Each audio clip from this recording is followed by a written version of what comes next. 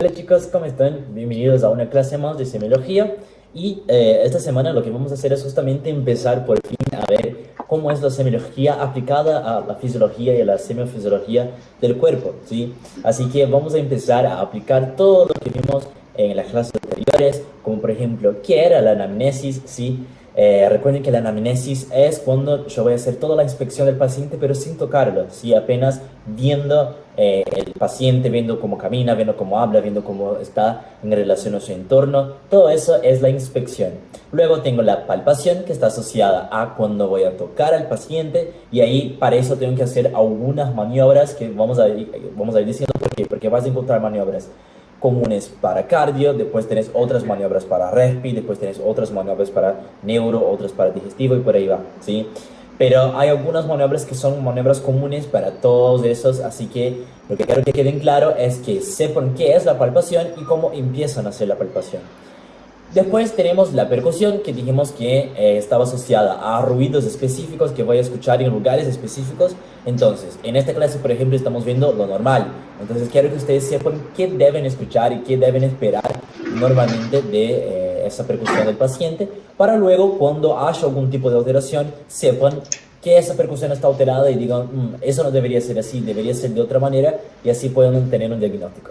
Y por último tenemos la auscultación. La auscultación es esa situación donde nosotros lo que vamos a hacer es usar nuestro querido estetoscopio y vamos a justamente tratar de escuchar los ruidos normales, donde en el caso de la tráquea va a ser algo, en el caso de los bronquios va a ser otra cosa y en el caso del pulmón va a ser otra cosa.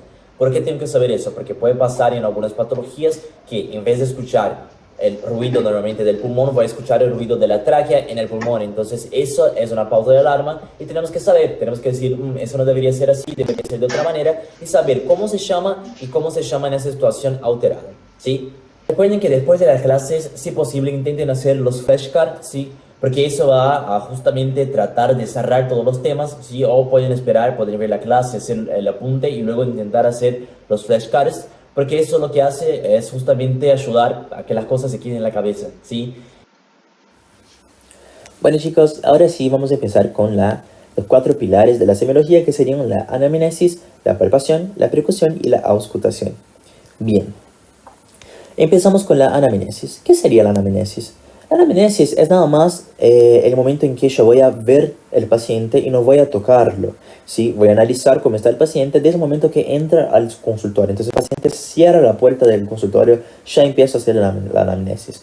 La manera como nos habla, la manera como camina, la manera como está vestido, la manera como tiene atención, todo nos dice que puede tener algún tipo de alteración. Por ejemplo, si el paciente tiene una alteración en el sistema nervioso, por ejemplo, paciente con Parkinson, cuando camina hacia nosotros tendrá la clásica caminada de la festinación, que es la caminada asociada al paciente con Parkinson, por ejemplo.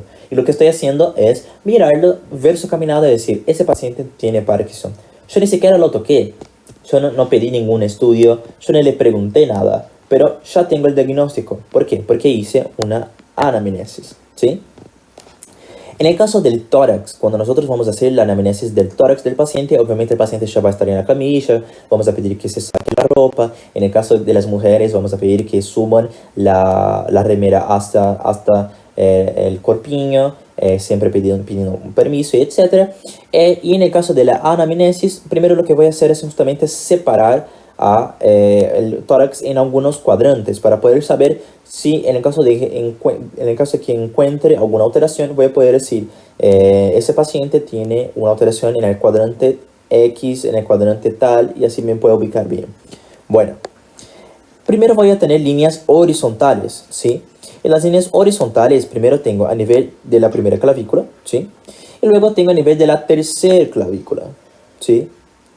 Luego tengo a nivel de la sexta clavícula y por último a nivel, espera, voy a poner un poquito más abajo porque la sexta es más por acá, y voy a tener a nivel de la 12ª costilla, ¿sí? Entonces tengo a nivel de la primera costilla, la tercera costilla, la sexta costilla y la 12ª costilla, ¿sí? Joya, ¿qué va a pasar? Voy a poner acá, voy a copiar esto.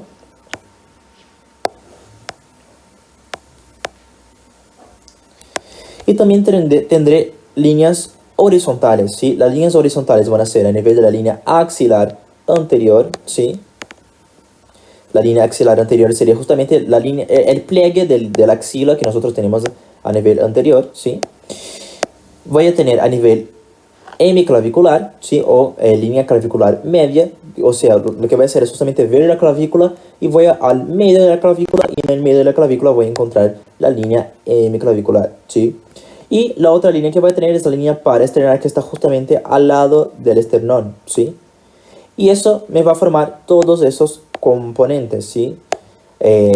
Esos componentes van a ser esos de acá, que son los componentes de la región supraclavicular, infraclavicular, mamaria o pectoral, y el hipocondrio es más para el sistema digestivo, nosotros vamos a ver más en la segunda era, pero también está como componente del tórax, ¿sí? Entonces tenemos la línea clavicular, la tercera costal, la sexta costal y la línea del reborde inferior o décima segunda costilla, ¿sí? Y a nivel horizontal tenemos la línea axilar anterior, la hemiclavicular y la paraesternal, ¿sí? Eso es una cosa que o sea, parece mucho, pero son pocos los espacios, 1, 2, 3, 4 espacios. Si te preguntan, son cosas básicas, pero no suelen preguntar, ¿sí? Pero sí lo que suelen preguntar es cuáles son las líneas, ¿sí? O por ejemplo, en vez de ponerte que es la tercera línea, te va a poner que es la cuarta, o te va a poner que es la segunda, ¿sí? Y así ya sabes que está mal, porque sabes que es la tercera línea, ¿sí? Eso sí te van a preguntar. Joya. Ahora que tenemos el tórax separado, lo que vamos a hacer ahora es analizarlo. Joya. A mí me gusta pensar que el tórax es una película, ¿sí? El tórax es una película y lo que voy a hacer es separar este análisis en dos tipos. Primero lo que voy a hacer es ver a la película. Voy a ver a la película y después voy a decir, esa película estuvo buenísima, o esa película fue la peor cosa que vi en mi vida, una cosa horrenda y perdí mi tiempo. Entonces lo que estoy haciendo es criticar a la película, ¿sí? Entonces primero veo a la película y después critico a la película, ¿sí? Joya. Lo que va a pasar es que lo que voy a hacer justamente es empezar a ver la película y le denomino que lo que estoy haciendo es analizar el tórax estático, ¿sí? Para que se recuerda, vamos a recordar de está de estar, ¿sí? Voy a ver cómo está esa película, si esa película es una historia buena, y etcétera. Estoy viendo esa película, estoy viendo cómo está esa película. Ya el tórax dinámico, lo que voy a hacer es criticarla. Voy a criticar esta película, ¿sí? Y voy a denominar el tórax dinámico. Para los chicos que son de Brasil, en Brasil cuando pasamos vergüenza decimos que nosotros estuvimos por una situación donde tuvimos un mico, ¿sí? Entonces acá nosotros, para recordar, nosotros tenemos la palabra mica. Y nosotros vamos a decir, el director de esa película pasó una vergüenza porque esa película es horrenda, o el director de esa película no pasó vergüenza, no pasó mico, ¿sí? Entonces tenemos tórax dinámico. Doy esos tipos porque ayudan cuando nosotros estamos nerviosos a poder recordar de esas cositas pelotudas, pero bueno, ayudan. Bueno, tenemos el tórax estático. En el tórax estático, como dijimos, lo que vamos a hacer es justamente ver cómo vamos a ver esa película, ¿sí? Vamos a analizar el tórax y vamos a ver ese tórax y ver cómo está, ¿sí? Cómo está. Bueno, ese tórax puede ser un tórax normal, ¿sí? Por ejemplo acá. El tórax normal tiene ese sentido ovalado. Bueno, lo que dice, tiene ese sentido ovalado, ¿sí? Es un tórax normal. O puede pasar que ese tórax tiene un aumento. Vamos a poner que eso es anterior, eso es posterior, ¿sí? Ese tórax tiene un aumento de su diámetro anteroposterior. Entonces decimos que el tórax está en tórax entonel, ¿sí? El tórax entonel o el tórax enfisematoso es un tórax donde justamente tendré un aumento del diámetro, ¿sí? Entonces ponele que cuando miro el tórax de lado lo veo así. En el caso del enfisema lo voy a ver así. ¿sí? ¿Por qué? Porque tengo un aumento de su diámetro. Justamente ¿por qué? Porque en el caso del EPOC, lo que pasa es que estará lleno de oxígeno, ¿sí? Tendré un atrapamiento aéreo porque no puedo hacer una aspiración, no puedo expulsar ese oxígeno, entonces se va cada vez más acumulando, acumulando, acumulando, y eso hace con que el tórax tenga un aumento antero-posterior, y lo que vamos a denominar tórax entonel, ¿sí? O tórax enfisematoso. Puede pasar que, vamos a poner que acá es anterior y acá es posterior, puede pasar que tengo una depresión de mi esternón, ¿sí? Entonces, tenía el esternón que debería estar así, y en este caso está así, ¿sí? Eso significa que tengo una depresión, y nosotros decimos que es un tórax del zapatero, ¿sí? El tórax del zapatero tiene ese nombre porque cuando los zapateros hacían su trabajo, normalmente ponían el pie del cliente en su pecho, y por ese motivo decían que su tórax iba cada vez más hundiéndose. Por ese motivo nosotros decimos que es un tórax de zapatero o tórax que es un pectus, ¿sí? Pectus excavatum. Excavatum de excavar, ¿sí? Porque piensa que cuando nosotros excavamos, lo que hacemos es un hueco, ¿sí? Nosotros hacemos una depresión en la tierra, por ejemplo, si queremos poner una florcita. En ese caso tendremos una depresión, pero a nivel del esternón, ¿sí? Tenemos un pectus excavatum. Ya el otro caso puede pasar que en vez de tener una depresión, tengo una saliencia que va hacia afuera, ¿sí? En este caso, nosotros vamos a decir que es un pectus carinatum. El pectus carinatum es justamente el tórax donde tengo una saliencia del tórax hacia afuera. Puede pasar, por ejemplo, por nenes que tuvieron traumas, traumas en el sentido de que tuvieron un incidente, y justamente porque no tenían una formación ósea completa, eso hace con que haya una deformación del esternón y se quede hacia afuera, ¿sí? Hay que corregirlo de manera quirúrgica, toda una situación, pero puede darse obviamente por otros motivos. Pero es con saber qué es un pectus carinatum ya alcanza, y un pectus excavatum. Fíjense que los dos tienen pectus en el nombre, pero excavatum de estoy haciendo una depresión, estoy excavando un hueco, y carinatum, ¿sí? Porque está hacia afuera. Joya. Ese sería el tórax estático, ¿sí? Estoy viendo cómo está el paciente, ¿sí? Recuerden que hasta ahora no toqué al paciente, todo eso está dentro de la anamnesis, ¿sí? Todavía no toqué al paciente, todo esto lo estoy haciendo con mis ojos. Perfecto. Ahora vengo al tórax dinámico. Ya vi cómo está esa película, ya vi si esa película está con un diámetro aumentado, si está con una depresión, si está hacia afuera, y ahora voy a criticar esa película. ¿Cómo voy a criticar? Voy a decir, ¿tiene una frecuencia respiratoria buena? ¿Esa frecuencia respiratoria tiene una buena amplitud de respiración? ¿Y qué tipo de respiración voy a tener? ¿Sí? La frecuencia respiratoria sería justamente el periodo en que nosotros vamos a hacer esa ventilación. Entonces nosotros inspiramos, expiramos. Inspiramos, expiramos. Inspiramos, expiramos, y por ahí va, y seguimos haciendo eso, ¿sí? Y a esto nosotros denominamos frecuencia respiratoria. El valor de la frecuencia respiratoria es muy polémico porque el valor que suelen usar es de 12 a 16 ventilaciones por minuto, ¿sí?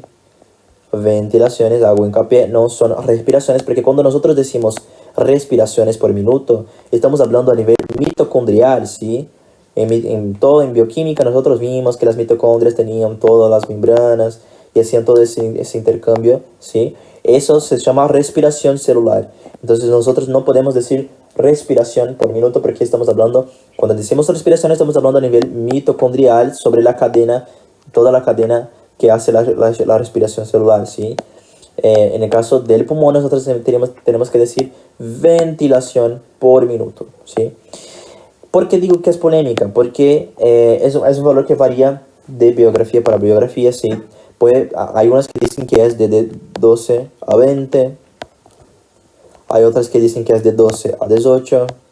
Eso va a variar. Igual el profe no te va a decir que está mal, ¿sí? Si vos decís un valor o sea, decís que es el valor que viste y está todo bien, el que más se usa es de 12 a 16.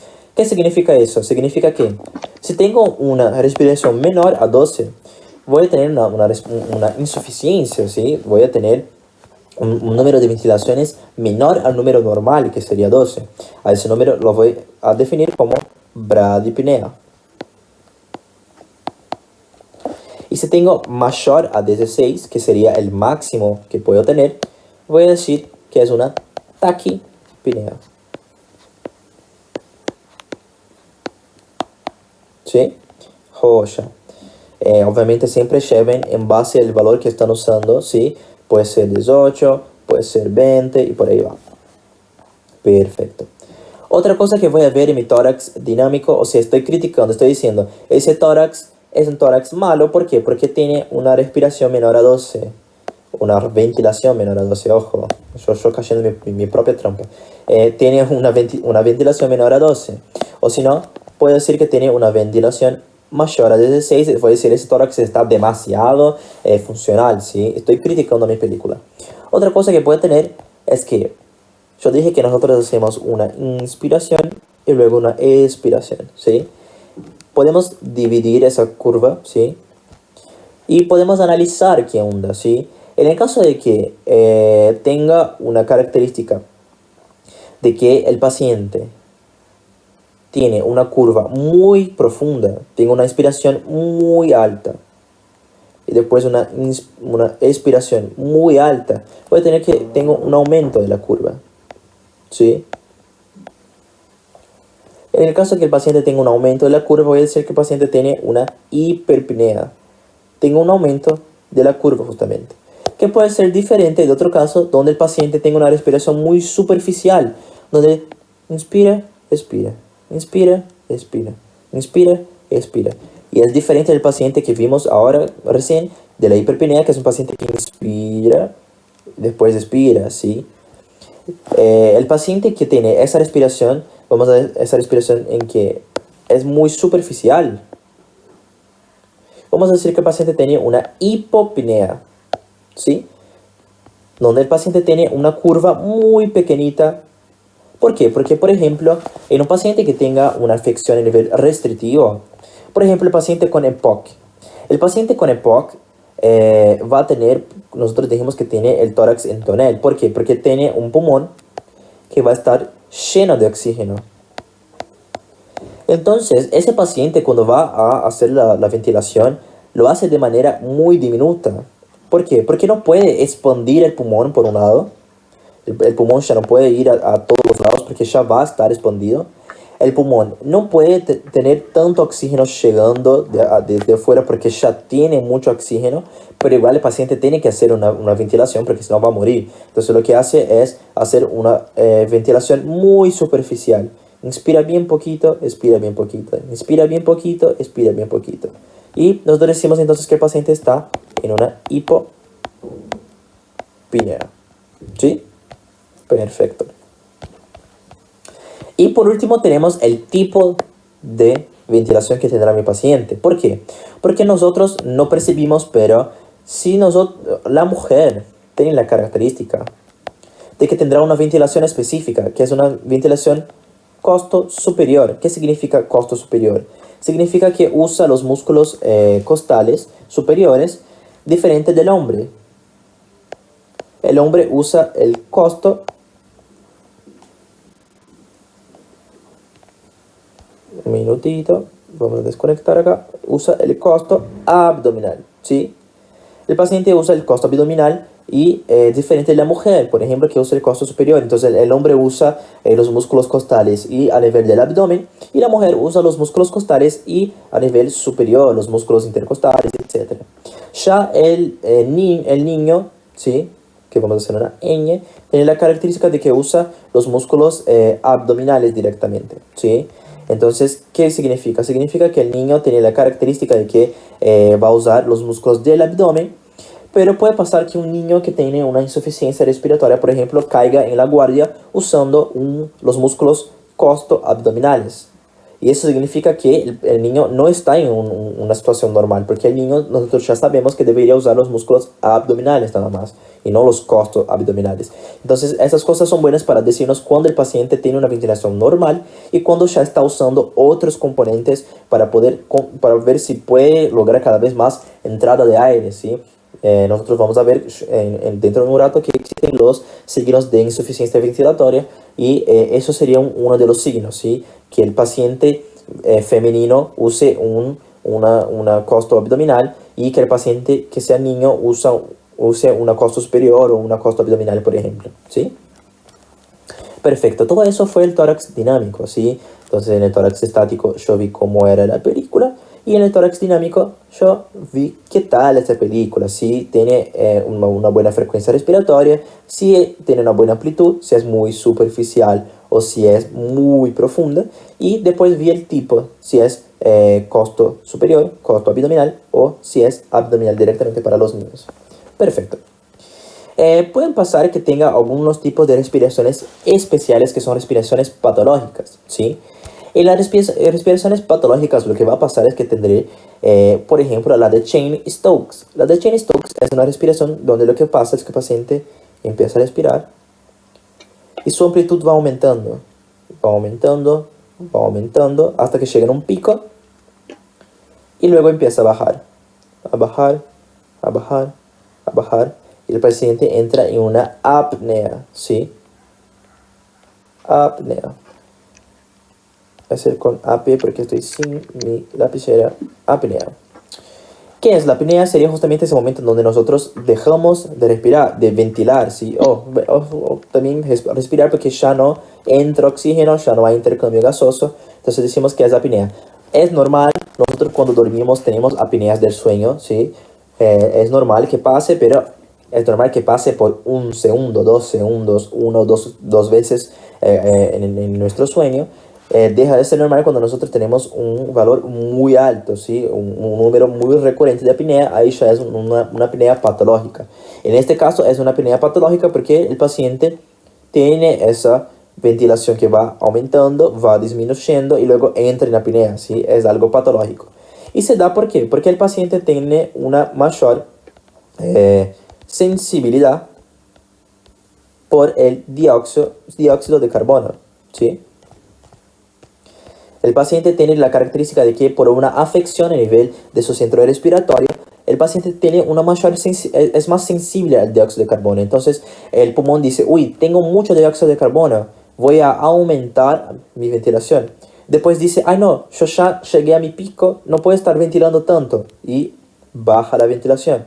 Después el paciente entra en apnea y ese sigue de nuevo. El paciente empieza de nuevo y vuelve, ¿sí?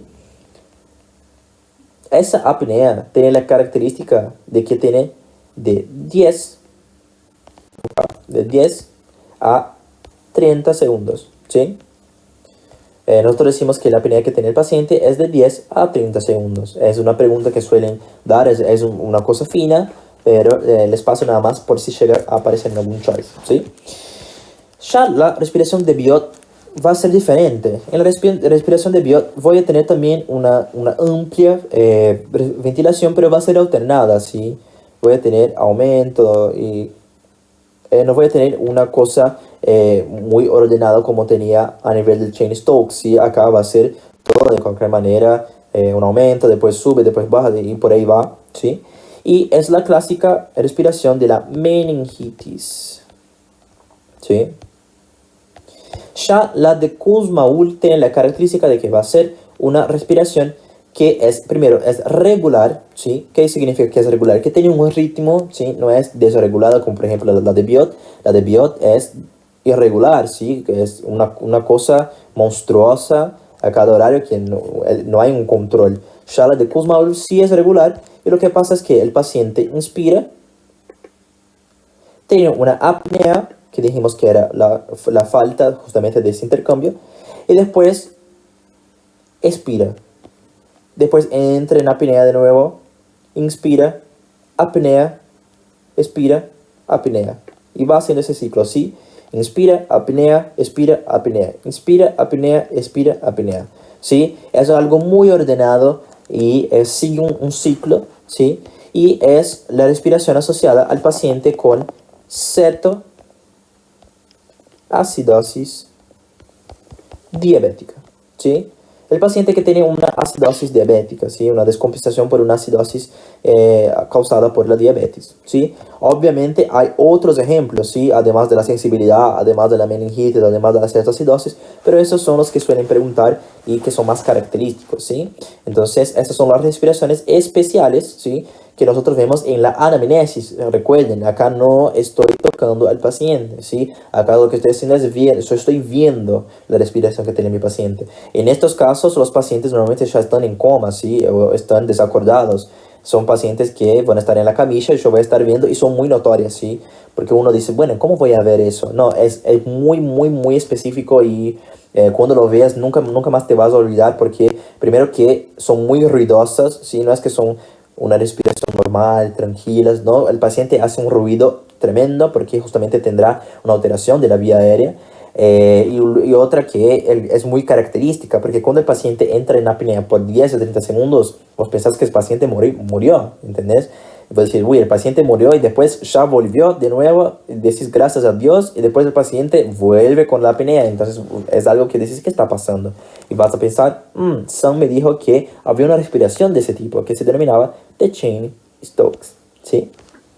Perfecto. Y puede haber también los signos de dificultad respiratoria. Los signos de dificultad respiratoria son signos donde lo que va a pasar es que voy a ver que el paciente tiene una alteración en ese intercambio, ¿sí? El paciente tiene una alteración para poder hacer con que entre el aire a nivel de su caja torácica, ¿sí? Primero, empecemos por acá abajo, que sería lo más importante, que son los signos de insuficiencia ventilatoria. ¿Qué son los signos de insuficiencia ventilatoria? Son signos que vas a ver en tu paciente que te dicen, che, este paciente se va a fatigar, este paciente no está pudiendo respirar y va a llegar un momento en que esos músculos van a dejar de funcionar porque van a entrar en fatiga y ese paciente va a entrar en un paro respiratorio, ¿sí? ¿Cuáles son esos signos? Esos signos son, por ejemplo, el uso del esternocleidomastoideo, por ejemplo. Son, por ejemplo, el aleteo nasal, que es cuando justamente vamos a ver las narinas como abren y se cierran, porque el paciente está haciendo el movimiento, o sea, está respirando, ¿sí? Eso significa que está haciendo un esfuerzo para poder meter el aire adentro de la caja torácica. Nosotros vamos a ver que los músculos intercostales van a estar muy prominentes, ¿sí? Nosotros normalmente los músculos intercostales no tenemos un uso prominente. En el caso de la insuficiencia ventilatoria sí lo vamos a usar porque el cuerpo está usando todos los mecanismos posibles para poder hacer justamente esa ventilación. Entonces nosotros vamos a ver el esternocleidomastoideo, vamos a ver los músculos intercostales, los músculos del aleteo nasal, vamos a ver el diafragma haciendo una compresión muy grande en el paciente, ¿sí?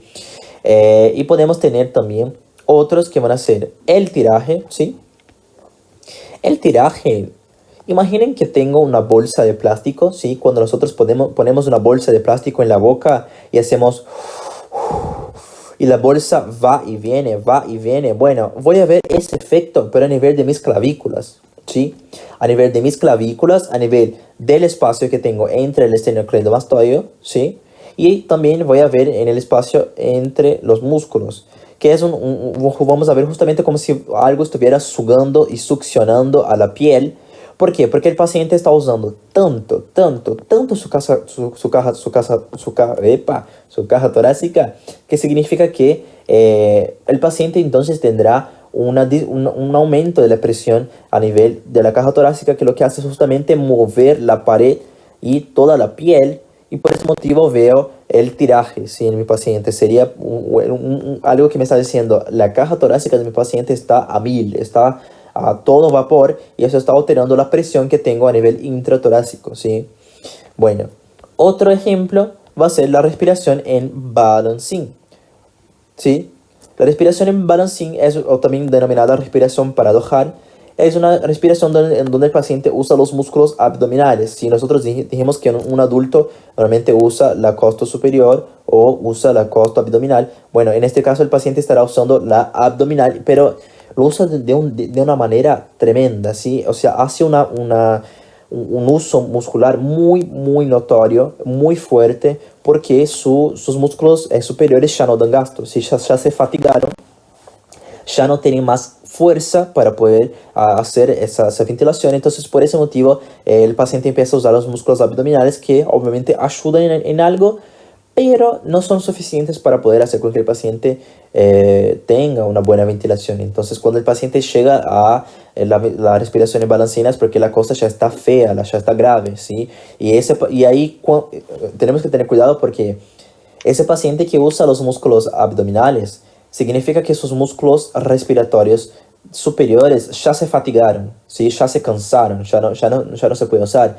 Y el paciente dentro de un par de horas va a tener fatiga de los músculos abdominales, ¿sí? Entonces el paciente tiene fatiga superior, fatiga abdominal y ahí ya no tiene más cómo usar músculos, ¿sí? Por ese motivo a ese paciente nosotros tenemos que poner en una mecánica respiratoria, ¿sí? Obviamente no tienen que saber eso ahora, pero a ese paciente tenemos que meterlo en un respirador porque si no va a entrar en fatiga y ya no va a poder respirar, ¿sí? Por eso, esa es la importancia de saber los signos de dificultad respiratoria, porque los signos de dificultad respiratoria nos dicen, che, este paciente se va a descompensar, este paciente se va a cansar, va a entrar en fatiga y ya no va a poder respirar. Entonces tenemos que adelantarnos y o resolver el problema para que el paciente no entre en fatiga, o si nosotros no resolvemos el problema, ya poner al paciente en un respirador, porque si no el paciente va a dejar de respirar y ahí tendremos problemas, ¿sí? El paciente entra en una insuficiencia respiratoria y termina falleciendo, ¿sí? Entonces, para terminar tenemos lo último de las fases, ¿sí? Luego voy a detener el video para que no queden muchas cositas, voy a separar y luego el otro video ya voy a dar los otros 3 pilares directamente porque son más cortitos. La anamnesis es lo que más tenemos porque es mucha cosa que podemos ver a nivel del paciente. Pero a nivel de las fases de mi paciente, puedo tener, por ejemplo, la fase asociada al EPOC, ¿sí? La fase asociada al EPOC es está feo, sí, pero estoy haciendo con mi dedo, sí, perdón, pero es que se me descargó la lapicera. Pero bueno, en la fase del EPOC lo que pasa es que nosotros decíamos que teníamos 2 tipos, que era el soplador rosado, sí, y el de la bronquitis crónica, que era el abogatato cianótico. Vamos a hacer acá nuestro soplador rosadito. ¿Por qué decimos soplador rosado? Porque el soplador rosado tiene la característica de que el paciente con enfisema tiene una destrucción del parénquima. ¿Cómo tiene una destrucción del parénquima? Lo que va a pasar es que el paciente no puede expirar el aire.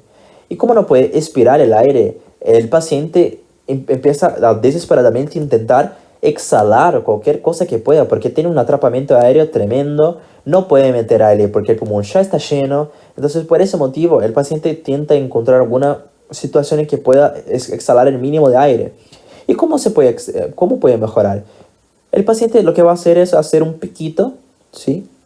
Y ese piquito lo que hace es justamente, cuando nosotros hacemos un pico, lo que hacemos es, de manera indirecta, mover a los bronquios terminales, ¿sí? Y eso ayuda con que el colapso a nivel terminal mejore y el paciente pueda exhalar una cierta cantidad de sangre, no, de oxígeno. Entonces eso ayuda al paciente, obviamente no ayuda de una manera en que el paciente pueda hacerlo de manera efectiva y no es una ayuda en que el paciente puede decir, bueno, ahora estoy bien, pero algo es algo y ayuda al paciente. Entonces el paciente enfisematoso estará con un color rosado y también estará con un piquito, ¿sí? Y estará soplando, ¿sí? Estará haciendo con un piquito porque eso ayuda con que el oxígeno pueda salir, en el caso de dióxido de carbono, ¿sí? Pueda salir y pueda ayudar un poquito. Ya el abogatado azul se da porque nosotros decimos que el paciente está abogatado, porque abogatado significa que el paciente está congestionado, ¿sí? ¿Por qué va a estar congestionado? Porque el paciente con bronquitis crónica tiene un aumento de la presión pulmonar. Ese aumento de la presión pulmonar lo que hace es llevar un aumento de la presión a nivel de la cavidad derecha del corazón. Ese aumento de la cavidad derecha lleva a un efecto retrógrado que lo que hace es justamente llevar a un aumento de la presión sistémica, dando, por ejemplo, edemas y también un congestionamiento, ¿sí? A nivel sistémico. Por ese motivo, lo que vamos a hacer es justamente tener un aumento de un abogatamiento a nivel sistémico. Por eso decimos que el paciente va a estar cianótico por un lado, porque no puede hacer el intercambio gasoso. Y por otro lado, nosotros vamos a decir que el paciente tiene la característica de que va a estar abogatado, o sea, va a estar congestionado, ¿sí? Ese es clásico del paciente con bronquitis crónica. Obviamente todo ese efecto nosotros vamos a ver bien cuando veamos insuficiencia cardíaca o cuando veamos más sobre POC en la clase de POC. Pero es más para saber algunas fases que estoy viendo a nivel de la anamnesis, ¿sí? Otra fase que puedo ver a nivel de la anamnesis es la fase de la neumonía, ¿sí? En la fase de la neumonía lo que pasa es que el paciente puede tener, por ejemplo, un eritema malar. El eritema malar sería justamente un color rosado que veo a nivel de la piel, que se ve del mismo lado de la neumonía. O el paciente puede aparecer, por ejemplo, con un herpes, ¿sí? A nivel labial, o otras afecciones. La fase de la neumonía es una fase que nosotros decimos que es una fase de enfermo, porque el paciente está con una cara que decís, uy, ese paciente tiene algo. Igual vamos a ver bien en la clase de neumonía, pero serían ejemplos que podemos ver a nivel de la anamnesis, ¿sí? Fíjense la cantidad de cosas que tuvimos a nivel de la anamnesis, ¿sí? Es bastante cosa, y todas esas cosas me pueden decir las afecciones que pueden tener el paciente. Entonces, en la disnea ya podía decir si el paciente tenía una disnea de tipo asociada a causas cardíacas, asociadas a causas pulmonares, asociadas a causas infecciosas. Podría decir de la tos de mi paciente, si tengo una tos seca, puedo pensar en asma. Si tengo una tos húmeda, pueden pensar en EPOC, por ejemplo, una neumonía. En el caso del tórax, puedo saber si el paciente tiene un tórax enfisемatoso, puedo pensar en EPOC. Excavatum, puede pensar en una afección o un trauma o una deformación congénita. En el caso de la amplitud, puedo saber si mi paciente tiene algo obstructivo o un patrón restrictivo que nosotros vimos en fisiología. En el caso de la taquipnea, puedo saber si mi paciente va a entrar en una fatiga o no. Entonces, fíjense la cantidad de cosas que podemos ver en el paciente y ya llegar a un diagnóstico sin ni siquiera haber preguntado nada, sin ni siquiera haber tocado en el paciente, ¿sí? Bueno, nosotros vimos toda la anamnesis del sistema respiratorio, ¿sí? Y ahora nosotros lo que vamos a hacer es justamente ver a la palpación, ¿sí? Vamos acá abajo, tuki, tuki, tuki. En la palpación, lo que va a pasar es que ahora sí voy a empezar a tocar al paciente, ¿sí? ¿Cómo empiezo a tocar al paciente? Siempre, siempre, siempre empiezo con la mano de auscultor, ¿sí? ¿Qué es la mano de auscultor? Es justamente la mano abierta, ¿sí?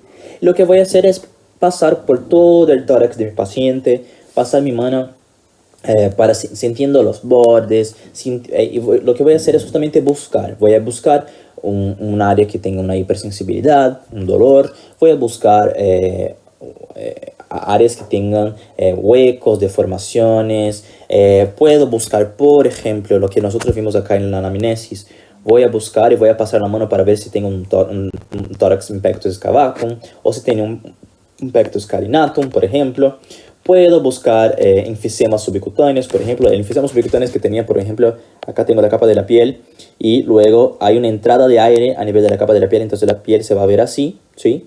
Y acá está lleno de aire y voy a pasar la mano justamente acá por arriba y voy a sentirlo. Bueno, voy a buscar alguna afección que tenga el tórax del paciente, si alguna alteración que tenga en el tórax. Entonces, la palpación sí empieza siempre con la mano de auscultor, ¿sí? Luego de la mano de auscultor empieza con la palpación profunda. En la palpación profunda, ahí sí voy a hacer todas las técnicas. La técnica que voy a hacer, o sea, puede ser la primera, puede ser la que quieras empezar, pero la que nosotros solemos empezar es justamente la técnica de la expansión torácica. ¿Qué es la técnica de la expansión torácica? La técnica de la expansión torácica es lo que nos va a decir si el tórax del paciente está pudiendo justamente cumplir con esa expansión que debería ser. Entonces, nosotros cuando estábamos en la anamnesis vimos el tórax dinámico, ¿sí? En el tórax dinámico nosotros veíamos la frecuencia respiratoria, la amplitud y el tipo. Acá nosotros lo que vamos a hacer es como si fuera también ver el tórax dinámico, pero la diferencia es que ahora nosotros vamos a tocar, ¿sí? Nosotros no vamos solo a ver. Entonces lo que vamos a hacer es justamente poner las dos manos en la parte superior del pulmón de mi paciente, o sea, en los hombros de mi paciente, como si fuéramos a hacer un masaje, ¿sí? En la parte, vamos a estar detrás del paciente y vamos a poner la mano. Ponemos los dos deditos, ¿sí? Acá, donde está la apófisis de la cervical, ¿sí? Y lo que vamos a hacer es justamente pedir al paciente, por favor, inspirar y expirar. El paciente va a inspirar y expirar, y cuando el paciente inspira y expira, los dos pulmones tienen la característica de que son simétricos, ¿sí? Entonces, tengo un pulmoncito acá, un pulmoncito acá. Cuando el paciente inspira y el pulmón de un lado aumenta, el otro pulmón también aumenta, ¿sí? Eso lo hacen de manera continua y simétrica, ¿sí? Entonces, cuando el paciente inspira, lo que va a pasar es que mis dos manos van a subir, pero van a subir de manera simétrica, ¿sí? Van a subir una del lado de la otra, y voy a poder decir, bueno, ese pulmón está simétrico. También lo puedo hacer en las bases del pulmón, entonces puedo hacer tanto en la parte de adelante, voy a poner mis manos en la base del pulmón de mi paciente, cuanto puedo hacer en la parte de atrás, voy a poner la mano en la base, en la parte dorsal de mi paciente, y voy a pedir que el paciente también inspire, expire, pero en este caso no va a ser para arriba o para abajo, y sí, en esos dos casos va a ser para los lados, ¿sí? Voy a ver si tengo una expansión lateral del pulmón, ¿sí? Entonces, la técnica de expansión torácica es justamente poner la mano en el ápice de mi paciente y ver si se movimienta de manera simétrica, y luego poner en las bases y ver si va para los lados de manera simétrica, ¿sí? ¿Por qué es importante? Porque si tengo un paciente que tiene, por ejemplo, un neumotórax, el tórax de mi paciente, ponerle que el tórax de este lado está normal, pero el tórax de este lado tengo un neumotórax, entonces va a estar comprimido, va a estar así. Sí, acá tengo la tráquea. Entonces, ¿qué va a pasar? Cuando el paciente, pido que el paciente inspire, esta mano va a subir, pero esta mano no va a moverse, ¿sí? Entonces va a subir solo un lado y este lado queda normal, ¿sí? Entonces yo ya sé que el pulmón está asimétrico. ¿Por qué? Porque hice la prueba de la expansión torácica. Bien. La otra prueba es la prueba de la resistencia. Nosotros sabemos que el pulmón es elástico, sí, pero tiene una resistencia. Nosotros vimos en fisiología que tiene una resistencia normal, ¿sí? ¿Y qué pasa? Lo que voy a hacer es poner la mano adelante de mi paciente y otra mano por detrás de mi paciente. Y voy a decir, inspira.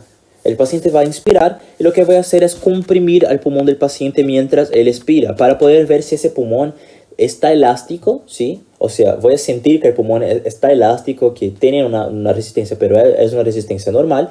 O puede pasar, por ejemplo, que si el paciente tiene una fibrosis, por ejemplo, el pulmón va a estar muy, pero muy rígido. Entonces, cuando nosotros hacemos esa maniobra, vamos a sentir un pulmón duro, un pulmón que no puede expandirse, ¿sí? Por eso decimos que el paciente tiene una resistencia aumentada, ¿sí? Entonces, las dos pruebas que hicimos hasta ahora son la prueba de la expansión torácica y la prueba de la resistencia, donde en una veíamos la simetría de los pulmones, ¿sí? Y se podían expandirse, y en otra vamos a ver la resistencia del pulmón y se tiene un aumento, por ejemplo, de la resistencia. Bárbaro. Otra prueba que voy a hacer es la prueba de las vibraciones vocales. Lo que voy a hacer es agarrar el borde cubital de mi mano, ¿sí? El borde cubital sería donde está el dedo meñique, ¿sí?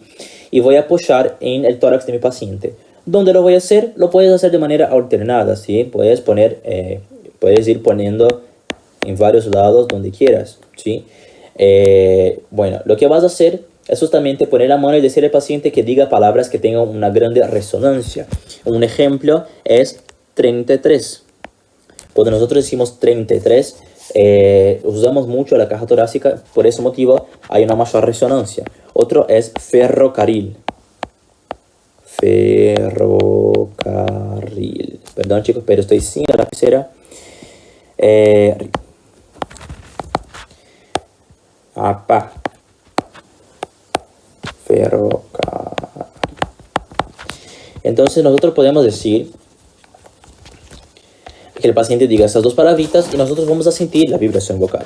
Entonces lo que vamos a hacer es justamente poder ver si esta vibración vocal la vamos a sentir de manera normal o va a estar disminuida. ¿Cómo puede estar disminuida? Por ejemplo, en una atelectasia.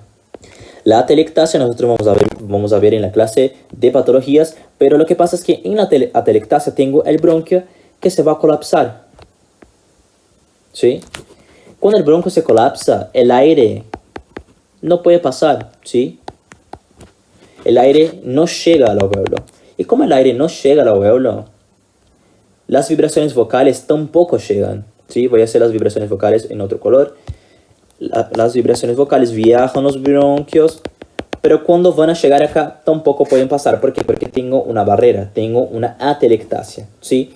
Por ese motivo las vibraciones vocales están abolidas en la atelectasia. Otro ejemplo es en el enfisema. En el enfisema yo tendré un alvéolo gigante, ¿sí? ¿Y qué pasa? Tendré una gran cantidad de aire, mucho aire. Entonces, cuando la vibración vocal intenta pasar, tampoco puede llegar hasta el campo periférico. ¿Por qué? Porque tiene que pasar por toda esa cantidad de aire y eso termina disminuyendo la vibración vocal, ¿sí? Esos son algunos ejemplos que te van a pedir. Igual vamos a ver todos en las clases de cada patología. Otro ejemplo puede ser la neumonía, ¿sí? La neumonía, lo que pasa es que tengo un alvéolo consolidado. ¿Qué significa consolidado? Que tengo la formación de un alvéolo que va a estar bien. Es como si fuera un salón vacío, sin muebles, que nosotros venimos y decimos algo y vemos que nuestra voz está bien aumentada. ¿Por qué? Porque está sin muebles. Bueno, en el alvéolo de la neumonía pasa lo mismo, está consolidado. Entonces, cuando llega, la vibración vocal tiene mucho más resonancia. Por este motivo, las vibraciones vocales aumentan, ¿sí? Entonces, son algunos ejemplos de qué puedo percibir cuando hago esta maniobra de la vibración vocal. Obviamente vamos a ver cada tipo en cada patología, pero ya vimos que en la palpación, entonces, nosotros tenemos la expansión torácica, la prueba de la resistencia, la prueba de la vibración vocal y algunos ejemplos de alteraciones de vibraciones vocales. Bárbaro, perfecto.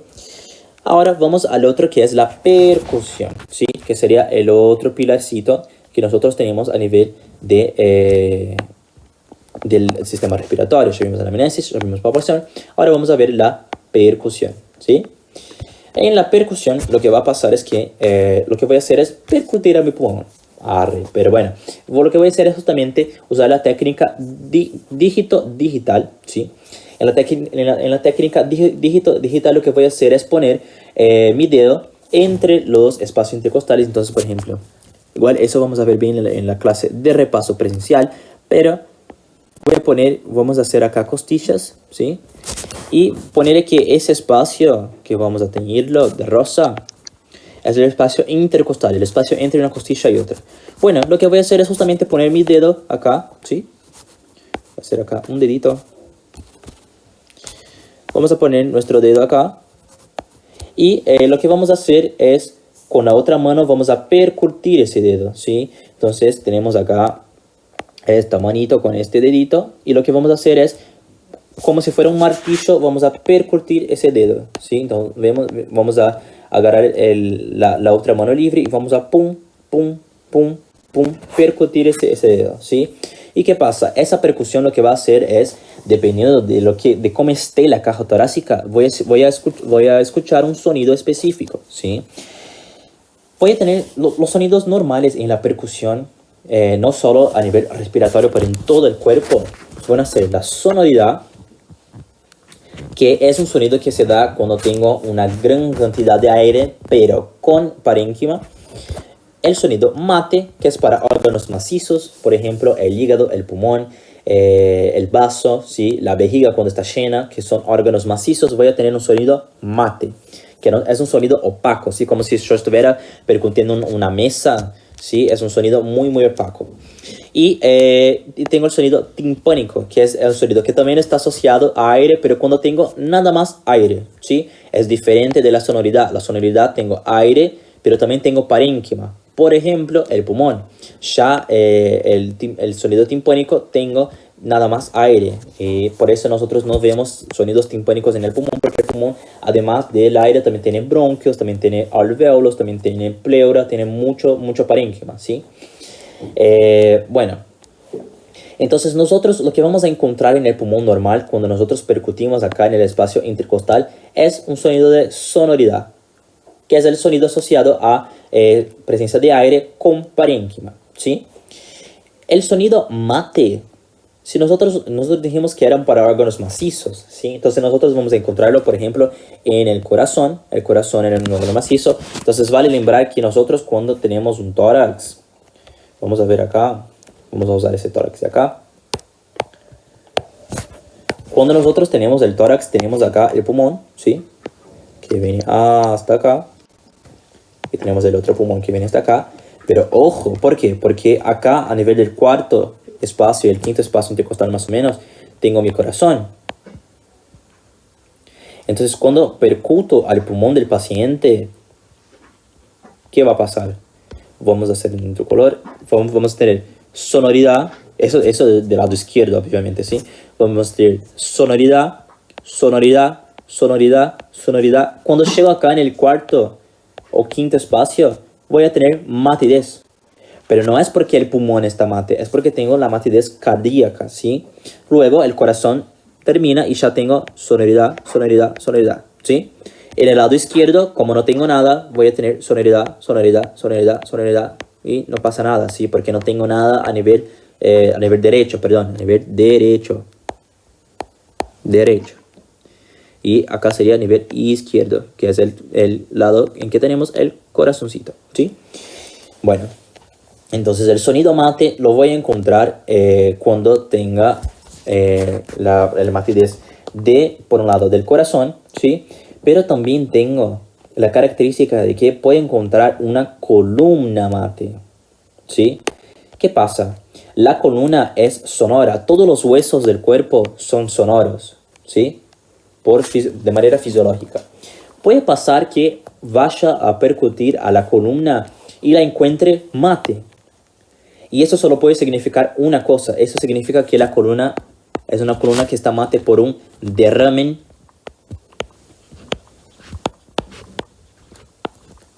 pleural, ¿sí? Si encuentro columna mate, es derrame pleural hasta que se demuestre el contrario, ¿sí? Igual nosotros vamos a ver cuando nosotros veamos sobre derrame pleural, pero por ahora ya podemos saber que si encuentro una columna mate, es derrame pleural. ¿Por qué? Porque la columna normal es sonora. De hecho, cuando nosotros sospechamos de un derrame y sospechamos de otras patologías, lo que hacemos es justamente percutir a la columna, porque si es un derrame va a estar mate y si no es un derrame va a estar sonora. Así ya sabemos y podemos descartar un derrame, por ejemplo. Y por último tenemos el sonido timpánico. El sonido timpánico tiene la característica de que es un sonido que está asociado a una cavidad que tiene mucho aire. ¿Cuál es qué sería una cavidad que tiene mucho aire? Por ejemplo, nuestro querido estómago, ¿sí? Voy a hacer acá un estomaguito. El estómago tiene la característica de que cuando nosotros, obviamente, vos decís, pero Sam, ¿tendrá comida? ¿Tendrá el jugo gástrico? Sí, pero primero, cuando nosotros tenemos comida y jugo gástrico, normalmente se acumulan a nivel inferior. Y también tenemos la característica de que cuando está vacío, va a estar repleto de aire y el aire suele ir hacia arriba, ¿sí? ¿Y qué pasa? Esa región de la porción superior del estómago es la región que estaba justamente en el componente de la separación del tórax, que dije que era más para digestiva, que es el hipocondrio, ¿sí? Entonces acá yo tendré vamos a hacer acá, tengo el esófago, tuki, y tengo el estómago. Entonces cuando yo percuto acá en esta región, ¿sí? Voy a encontrar una región que va a estar con un timpanismo. ¿Por qué? Porque tengo mucha presencia de aire en esa región, ¿sí? Entonces, timpanismo es el aire. Sam, pero ¿puede pasar que alguna patología en el pulmón lleve a timpanismo? Claro, el neumotórax, como dijimos. ¿Por qué? Porque en el caso del neumotórax tendré el parénquima, o sea, en este lado tenía el sonido sonoro. ¿Por qué? Porque tengo parénquima. En ese caso, el parénquima va a estar colapsado. Entonces, toda esa parte del tórax de mi paciente va a estar lleno de aire, ¿sí? Entonces, cuando yo percuto a ese paciente, tendré un sonido de timpanismo, ¿sí? En el caso de un neumotórax, por ejemplo. Igual, no se preocupen porque esas cositas son cositas que vamos a ver bien detalladamente en la clase de cada patología, neumonía, neumotórax, y ahí lo que vamos a hacer es justamente hacer la diferencia. Pero tenemos que saber que un pulmón normal se escucha sonoro, ¿sí? Perfecto. Tengo otros sonidos que pueden ser sonidos especiales, ¿sí? Acá tengo el sonido mate, pero acá tengo una sube. Entonces, ¿en qué voy a pensar? En un sonido submate. Perdón, chicos, por el chiste, pero es porque ayuda. Bueno, tengo un sonido submate, ¿sí? Bueno, ¿qué pasa? Es que en el sonido submate va a ser un sonido que está presente en regiones donde voy a tener una región que es sonora. Y luego esa región pasa a una región mate. En esa transición, ¿sí? Voy a encontrar el sonido submate. Por ejemplo, nosotros tenemos acá nuestro querido pulmón derecho, ¿sí? Recuerden que el pulmón derecho tiene las dos cisuras, ¿sí? Tiene 1, 2, 3 segmentos. ¿Y qué pasa? En el pulmón derecho voy a tener una zona que hace interposición con el hígado, ¿sí? Esta zona que hace interposición con el hígado viene de una zona que es sonora, pasa para una zona que es mate, porque el hígado es un órgano macizo, y dijimos que órganos macizos tienen sonido mate. Entonces, esa zona que tengo de contacto entre el hígado y el pulmón será un sonido de tipo submate. Submate. ¿Sí? Tengo otras regiones que puedo verlo. Sí, puedo ver también a nivel del vaso, puedo ver a nivel de la vejiga. Y bueno, vamos viendo cada región a medida que veamos cada área, ¿sí? Pero lo importante ahora es saber que el sonido submate se da principalmente en sonidos con una transición, ¿sí? Perfecto. Otro sonido que me gusta usar esa imagen lo que intenté hacer fue varios alvéolos, ¿sí? Tengo acá varios alveolitos. Acá estoy viendo de afuera y acá adentro, ¿sí? Como si fuera una bolsita. Bueno, tengo una bolsita de alvéolos y esos alvéolos están dañados, ¿sí? Es como si en vez de tener un alvéolo acá, un alvéolo acá, un alvéolo acá, hay un daño en que ahora tengo mitad de un alvéolo acá, mitad de un alvéolo acá, mitad de un alvéolo acá. Entonces todo eso se volvió un solo alvéolo, ¿sí? Es como si estuviera así, ¿sí? Y antes lo que era así, pero ahora está así. ¿En qué patología podemos pensar? En enfisema. En el caso del enfisema, justamente lo que pasa es que tengo una mayor cantidad de espacio aéreo, una mayor cantidad de aire, ¿sí? Una mayor cantidad de atrapamiento aéreo, ¿sí? Entonces, ¿qué va a pasar? Es que en el caso de un alvéolo que esté de esa manera, un alvéolo que era sonoro, ahora lo que va a pasar es que nosotros vamos a agarrar este sonido y lo vamos a multiplicar, por ejemplo, por 5. Con él, es un número ejemplo nada más, ¿sí? ¿Y cómo nosotros vamos a multiplicar? Por 5, ahora tendré una hipersonoridad. ¿Qué es la hipersonoridad? Entonces es el sonido sonoro, pero mucho más amplio, ¿sí? Por ejemplo, cuando tengo un atrapamiento, porque en el caso del enfisema, nosotros dijimos que el sonido sonoro era justamente un sonido que se daba en un parénquima sumado al aire. En el caso de que tenga un enfisema, lo que va a pasar es que tendré parénquima, pero tendré mucho aire, ¿sí? Pero no dejo de tener parénquima. Por eso no voy a poder decir que un EPOC es timpánico. ¿Por qué? Porque en el caso del EPOC tengo mayor atrapamiento aéreo, tengo más aire, sí, pero sigo teniendo parénquima, ¿sí? Entonces por ese motivo voy a decir que es sonoro, ¿sí? Perfecto. Y por último vamos a tener nuestra querida auscultación. En la auscultación, lo que va a pasar es que voy a usar mi querido estetoscopio. En la clase de repaso presencial voy a decir cómo usar el esteto, siempre con las orillas hacia adelante. Hay que fijarse si la membrana está activa, en el caso que sea bimembranoso, ¿sí? Bueno, pero lo que va a pasar es que lo que voy a hacer es, voy a poner la membrilla primero a nivel traqueal, ¿sí? Y a nivel traqueal lo que va a pasar es que yo tendré un sonido que voy a decir que es sonido laringotraqueal. ¿Qué es el sonido laringotraqueal? El sonido laringotraqueal es un sonido como si fuera un tubo enorme con un flujo de aire muy grande. O sea, tenemos que pensar que la tráquea sería lo mayor que tenemos a nivel pulmonar, ¿sí? Es un flujo de aire tremendo. Entonces vamos a sentir literalmente, vamos a escuchar literalmente como un flujo de aire muy turbulento y muy grande, ¿sí? Cualquier uno lo puede hacer poniendo, o sea, si ustedes tienen esteto, agárrenlo, pongan la membrana en la tráquea y ausculten. Y van a ver que es como si fuera un tubo enorme de aire. Lo que cambia cuando nosotros llegamos a nivel de la carina, ¿sí? A nivel de la carina tenemos los bronquios. Cuando es de los bronquios, nosotros vamos a decir que tenemos un sonido bronquiovesicular, ¿sí? El sonido bronquiovesicular es un sonido que va a ser intermedio entre el laringotraqueal y el murmullo vesicular, ¿sí? Ya lo voy a explicar bien. Y nosotros tenemos el murmullo vesicular, que sería justamente el sonido de los alvéolos que tengo a nivel pulmonar. Entonces sería más o menos acá. Cuando tengo el sonido murmullo vesicular es justamente el sonido de los millones y millones de alvéolos que tenemos a nivel pulmonar abriéndose, ¿sí?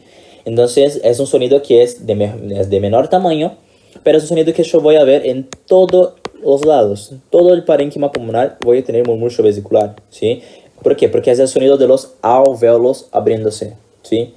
Entonces, laringotraqueal a nivel de la tráquea, murmullo vesicular a nivel de los pulmones, y en la región intermedia voy a tener el bronquiovesicular, que sería una media entre el laringotraqueal y el murmullo vesicular, ¿sí? Sería como si fuera un intermedio entre esos dos componentes, ¿sí?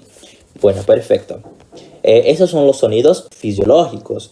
Puede pasar que tenga sonidos patológicos, ¿sí? O sea, yo no quiero hacer mucho hincapié porque son sonidos que nosotros vamos a ver en cada patología, pero esos sonidos tienen la característica de que son sonidos que voy a ver en algunas patologías, como por ejemplo el soplo tubario. El soplo tubario, lo que va a pasar es que tendré el sonido laringotraqueal, pero no lo voy a tener solo en la tráquea, lo voy a tener también acá a nivel pulmonar. Entonces no voy a tener el murmullo vesicular del pulmón y voy a tener un soplo laringotraqueal. Eso es muy clásico, por ejemplo, de la neumonía, ¿sí? El soplo tubario es muy clásico de neumonías, de atelectasias, y por ahí va. Tengo el soplo pleural, que es un soplo que se da cuando tengo un derrame pleural, ¿sí? Y tengo el soplo anfórico, que es un soplo que es como si yo agarrara una botella y soplara una botella, y siento ese sonido clásico de cuando nosotros éramos niños y agarrábamos las botellas y empezábamos a soplar adentro de una botella. Bueno, vamos a escuchar justamente ese mismo sonido, que es un soplo anfórico, que es el soplo clásico del neumotórax. Igual, tranquilos, porque eso vamos a ver bien específico en cada patología. Sí, es solo para que sepan que de la misma manera que tengo sonidos fisiológicos, también tengo sonidos patológicos, ¿sí? Bueno, perfecto. Y además, y por último, para terminar, nosotros vamos a tener los sonidos que son ruidos agregados, ¿sí? Entonces, puede pasar que tenga estos sonidos fisiológicos, pero también escuche alguna cosita al final de cada inspiración, al inicio de una inspiración, y diga, espera, hay algo acá, ¿qué es? Bueno, van a ser los ruidos agregados, ¿sí? Son los ruidos que van a estar justamente agregados, van a estar de más, ¿sí? Son cosas que no deberían estar ahí, pero no llegan a ser los soplos, ¿sí? Los soplos patológicos. Van a ser nada más como cositas chiquititas que nos dicen que hay alguna patología. Nosotros podemos empezar, por ejemplo, con las sibilancias y el roncos. La sibilancia, lo que va a hacer es justamente un silbido, ¿sí? Yo voy a sentir eso cada vez que el paciente hace una inspiración. ¿Por qué? Porque me dice que tengo, o poner que teníamos bronquio, así, ¿sí? El aire venía. Y cuando el aire hace la expiración, el aire hace un pegoteo en la pared. Pero es normal, ¿sí?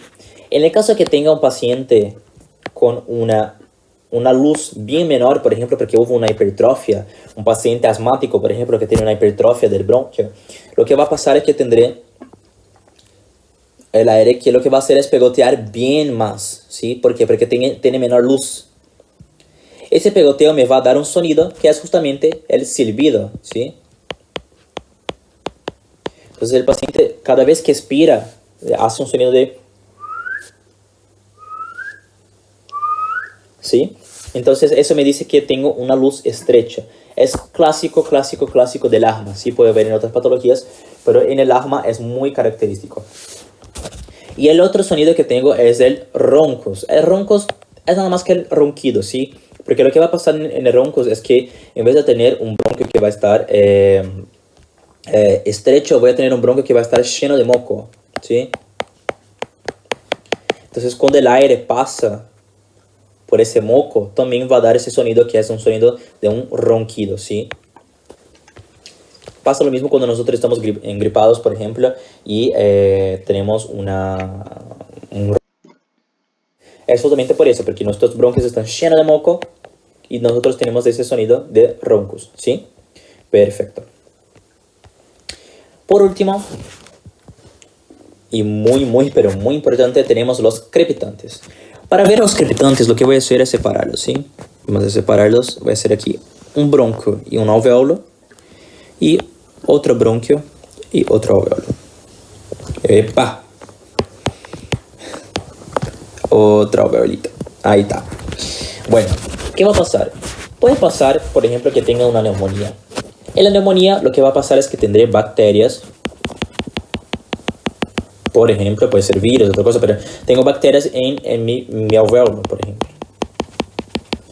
¿Y qué pasa? Por tener esas bacterias en el alveolo, lo que va a pasar es que tendré componentes que van a pasar desde la sangre, desde mi capilar, hacia el alveolo, ¿sí? ¿Y por qué? Porque en esos componentes voy a tener los linfocitos, los neutrófilos, las proteínas, bueno, las interleuquinas y todo eso. El problema es que además de tener esas células también pasa líquido, ¿sí? Entonces tendré la presencia de líquido a nivel de mi pulmón, ¿sí? Y ese líquido tiene la característica de que cada vez que el paciente inspira y entra el aire y expande el alveolo, me va a dar un sonido, ¿sí? Que es como si yo agarrara un vaso lleno de agua y pusiera un sorbete y soplara. Y hace como un burbujeo. Bueno, yo voy a escuchar ese burbujeo, ¿sí? Cada vez que el paciente inspira. Y a ese sonido lo voy a denominar crepitantes, ¿sí? Puede pasar que tenga una alteración a nivel del bronquio, ¿sí? Por ejemplo, un bronquio, como dijimos, que está lleno de moco. Cuando el aire pasa y expande ese bronquio, también tendría un sonido. Este sonido lo voy a denominar subcreptante. Entonces, por un lado tengo el creptante, que es a nivel alveolar, ¿sí? Un alveolo que está lleno de líquido, o un alveolo que está lleno de células, o un alveolo que tiene fibrosis. Bueno, una afección alveolar. O puede ser un alveolo, un sonido que está asociado al bronquio. E vou denominar subcreptantes, ¿sí? Pero Sam, ¿cómo sé cuando es un subcreptante o un creptante? Porque yo no voy a ver, no puedo ver el alveolo, no puedo ver el bronquio. Bueno, lo que voy a hacer es justamente pedir al paciente que tosa. ¿Sí? Voy a decir, por favor, tose el más fuerte que puedas. En el caso de que el paciente tenga un alveolo que está lleno de agua, está lleno de células, etc., y cuando el paciente tose, no tengo modificación de ese sonido, ¿sí? En el caso del creptante, ¿sí? En el caso del creptante,